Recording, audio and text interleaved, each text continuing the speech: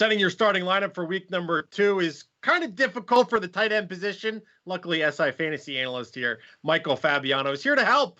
Because let's be honest, if you don't have Travis Kelce or Mark Andrews, it might be a little shaky. But someone that Fabs is expecting a lot of playmaking options for is tight end Jared Cook. Fabs, why do you like the Saints playmaker?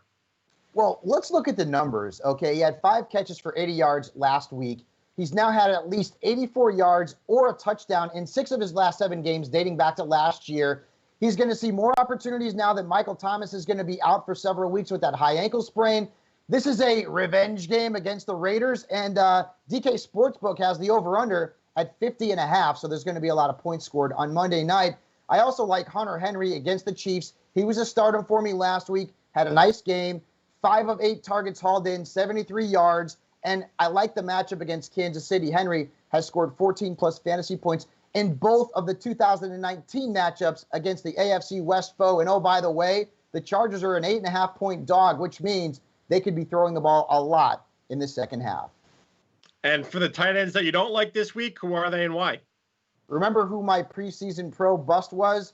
Rob Gronkowski. Now, I'm expecting him to do better things as the season wears on, but he didn't do anything in week 1. 2 of 3 targets hauled in, only had 11 yards. He led the Bucs tight ends in snaps, but O.J. Howard had more targets and scored the touchdown. The matchup this week is not great.